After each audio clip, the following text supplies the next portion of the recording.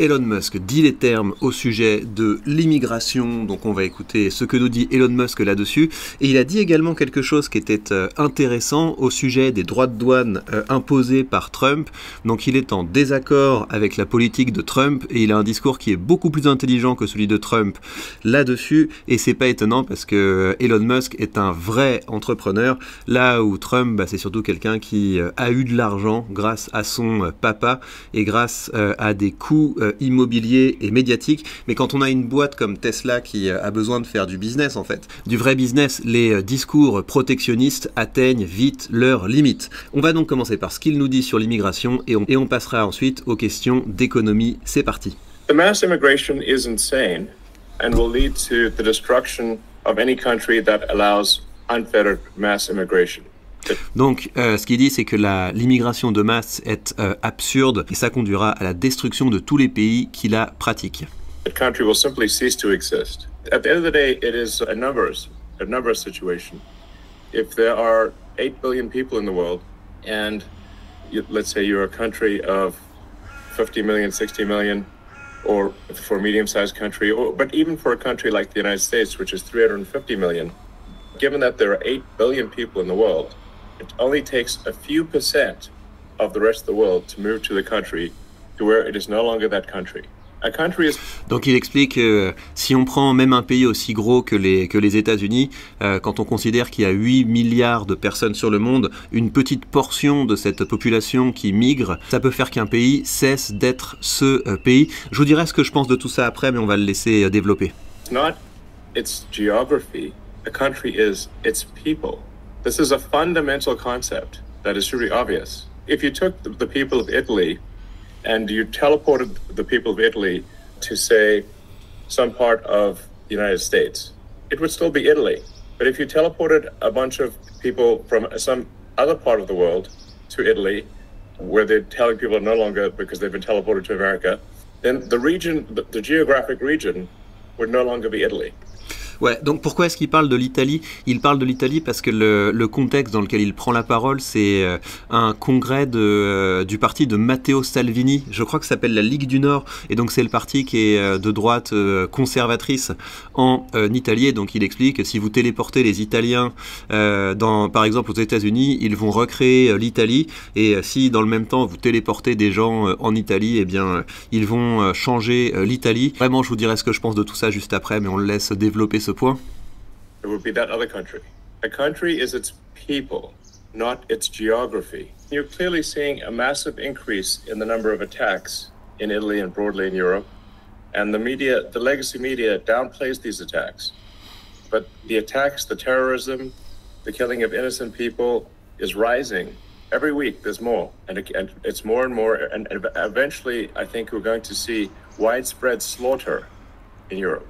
Et donc ensuite il enchaîne avec les questions de terrorisme, disant que les attaques terroristes augmentent beaucoup en Europe, que ce sont des choses qui sont mises sous silence par les médias traditionnels, et il craint qu'on arrive bientôt à des tueries de masse en rapport avec ces gros mouvements de population et ces changements culturels.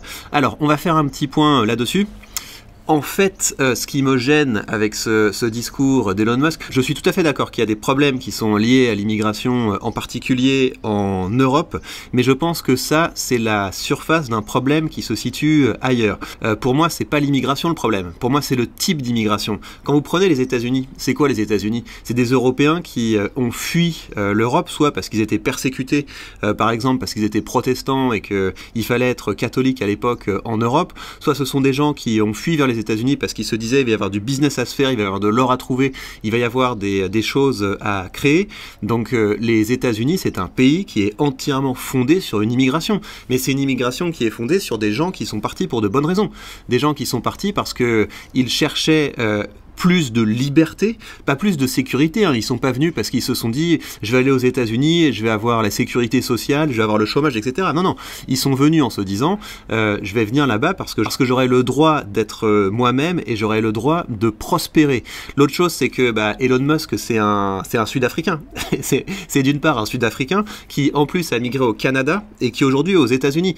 Donc je pense pas que les Américains se disent aujourd'hui quel enfer que Elon Musk soit venu dans notre pays. Enfin, il y a peut-être des Américains démocrates qui sont un peu vénères que Elon Musk soit venu dans leur pays, mais ce que je veux dire avec ça, c'est que le problème, c'est pas l'immigration, le problème, c'est pas la circulation des talents, le problème fondamental, et tout particulièrement en Europe, c'est quel type d'immigration on attire. Et en Europe, on attire surtout une immigration qui est une immigration de guichet social, à savoir des gens qui se disent « l'Europe, c'est génial parce que je vais pouvoir être entretenu, j'aurai pas besoin de travailler ». Et si vous voulez, ce que fait l'Europe de l'immigration, c'est ce que fait l'Europe de la plupart des Européens. Enfin, quand vous prenez un pays comme la France, j'ai vraiment développé ça. La France, c'est devenu un pays communiste où ce qu'on fait, c'est qu'on finance la consommation des gens par la dette.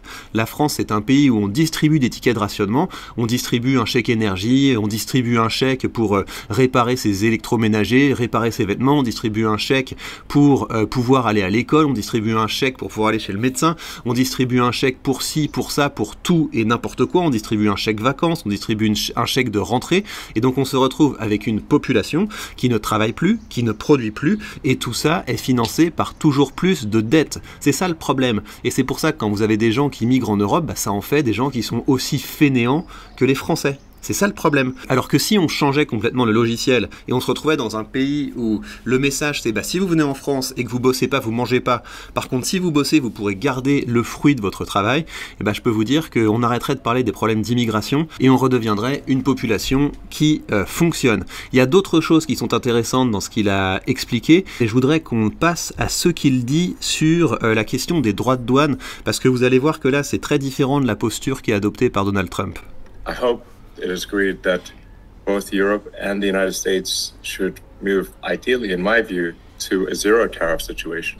Donc il explique, moi ce que je voudrais qu'il se passe entre les États-Unis et l'Europe, c'est qu'on ait une zone de libre-échange, une zone sans droit de douane.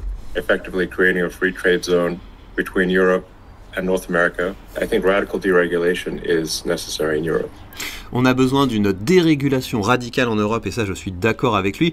Et donc là on pourrait commencer à envisager quelque chose de positif. Si vous avez les États-Unis qui commencent à faire pression en disant bah écoutez nous on veut bien qu'on devienne des partenaires commerciaux absolus, c'est-à-dire où il y a zéro taxe entre nous, mais en échange vous arrêtez vos régulations débiles, vous arrêtez vos régulations je sais pas quoi moi, les régulations on va devenir neutre en carbone, vous arrêtez les régulations ESG et puis tant qu'à faire, vous arrêtez également la censure vis-à-vis de ceux qui disent les termes et on devient de bons partenaires. Pourquoi Elon Musk, encore une fois, est contre les tarifs douaniers? Parce qu'il a une vraie boîte. Et quand vous avez une boîte, même si Tesla, ils essaient au maximum de produire aux États-Unis. Hein. Tesla, c'est un bon élève. Ils ont fait des gigafactories au Texas. Ils ont vraiment essayé de jouer le jeu de on produit américain. Mais au bout d'un moment, vous avez quand même besoin d'importer des choses, surtout quand vous êtes dans le domaine des batteries. Il y a tout un tas de composants que vous devez importer et il faut vraiment réaliser que la mondialisation, à savoir des entreprises qui se sont réparties, des entreprises qui ont réparti leurs activités entre différents continents, c'est pas un complot pour embêter les peuples. Les entreprises ont fait ça parce que c'était ce qui était le plus efficace quand on est une entreprise avec de l'ambition. Quand tu es une entreprise avec de l'ambition mondiale, le monde entier c'est ton terrain de jeu. Et il y a beaucoup de gens, et j'en suis vraiment navré, leur vision du monde c'est les entreprises ont délocalisé parce qu'elles étaient méchantes et aujourd'hui Trump avec ses tarifs va les forcer à redevenir gentilles. Bah non, c'est pas ce qui va se passer. Ce qui va se passer c'est que ça va détruire complètement les marges d'entreprises qui fonctionnaient bien et ça va se répercuter sur les consommateurs et on va se retrouver avec une grosse hausse de l'inflation, ce qui est justement ce que Donald Trump voulait éviter, parce que comment on combat l'inflation? En haussant les taux. Et vu l'état de la dette aux États-Unis, bah, l'intérêt de Donald Trump ce serait justement que les taux repartent à la baisse. Donc vraiment les gens qui se racontent Trump c'est un héros qui est en train de lutter contre les mondialistes, faut vraiment que vous reveniez aux bases de l'économie et j'ai écrit un article qui peut vous aider là-dessus. Vous allez sur mon compte Twitter et je vous ai fait un petit cours d'économie et ça va vous permettre enfin de comprendre ce qu'est vraiment la mondialisation. Et la mondialisation, c'est ce qui se passe quand on arrête d'enquiquiner les gens qui sont libres et entreprenants. Donc arrêtez de confondre mondialisation et immigration de gens que j'aime pas.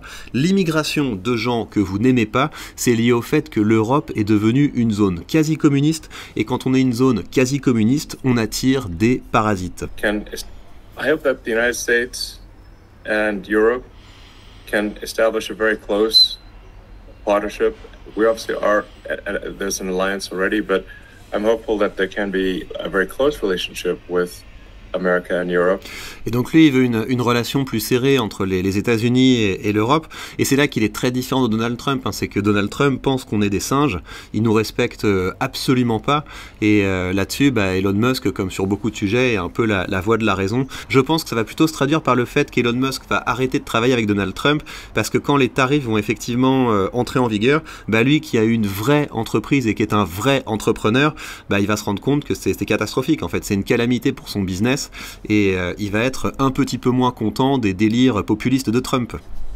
And I'm hopeful, for example, with the tariffs, that at the end of the day, I hope it is agreed that both Europe and the United States should move, ideally, in my view, to a zero tariff situation, effectively creating a free trade zone between Europe and North America. And that would be that's what I hope occurs.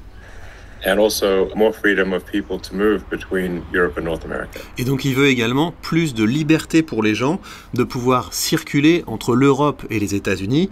Et donc qu'est-ce que ça veut dire ça? Ça veut dire que le gars comprend au fond de lui qu'il y a une différence entre une bonne et une mauvaise immigration. Et ça c'est vertueux si vous voulez, parce que dans un monde ouvert, quand vous vous rendez compte que vous avez les meilleurs qui n'arrêtent pas de partir, au bout d'un moment vous allez vous demander mais comment est-ce que je peux retenir les meilleurs? Et comment est-ce qu'on retient les meilleurs? En baissant les impôts. Il n'y a rien de plus vertueux que la baisse des impôts. Et donc cette idée qu'on va faire de la prospérité en mettant des droits de douane, c'est vraiment pas malin du tout. Et il faut réaliser une autre chose là-dessus. Donc vous avez entendu que la réaction de la Chine, qu'est-ce que ça a été?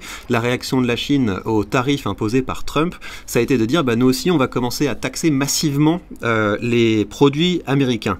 Pourquoi est-ce que c'est une mauvaise chose? Parce que ce qui se passait jusqu'à présent, c'est que la Chine, c'était un pays qui était en train de se développer, parce que vous avez des grosses boîtes comme Apple par exemple qui faisaient fabriquer des composants en Chine, donc vous avez plein de boîtes américaines qui donnaient du travail de plus en plus qualifié à des Chinois. Le résultat de ça, c'est que les Chinois, ça devient de moins en moins des petites fourmis qui sont corvéables à merci, et vous avez une classe moyenne qui se développe en Chine.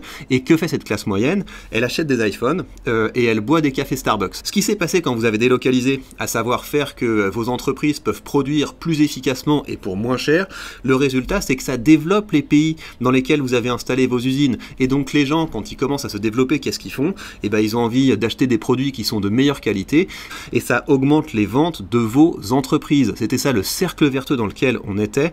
Et là, le résultat des tarifs de Trump, c'est que les Chinois qui sont en plus, ils ont un sentiment patriotique assez fort. Et donc quand on commence à leur dire les Américains sont plus nos copains, ils ont complètement arrêté de consommer du Starbucks et c'est pour ça que Starbucks s'effondre. Ça va être la même chose avec Apple et donc ça va être la double peine. Ce sera plus difficile pour les grosses boîtes de pouvoir produire et elles auront moins de débouchés parce qu'il va y avoir un sentiment anti-américain qui va se développer dans le monde. Donc Donald Trump est vraiment parti dans un très mauvais délire.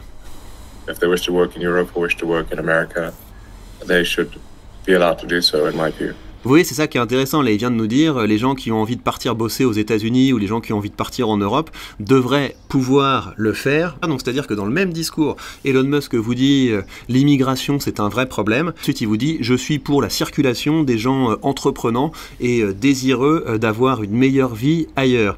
Pourquoi? Parce qu'au fond de lui, Elon Musk sait que le problème, c'est pas l'immigration. Le problème, c'est des pays qui taxent trop, qui redistribuent trop et donc qui ont tendance à attirer les gens pour de mauvaises raisons. Et bien voilà, chers amis, j'espère qu'Elon Musk pourra faire entendre raison à Donald Trump, mais j'ai de gros doutes là-dessus parce que Elon Musk, au fond de lui, est libéral et Donald Trump, au fond de lui, est plutôt un droitardé. Prenez bien soin de vous et à très vite.